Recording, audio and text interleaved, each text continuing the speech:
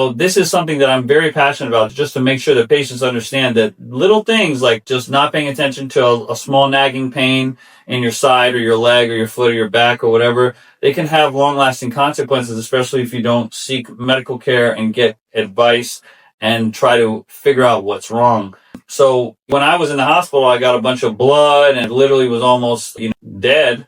To be honest, it was a bad situation. So, again, patients that come to my office, if they've been on medications for a long period of time, I always ask them, why were you on Advil for 6 months?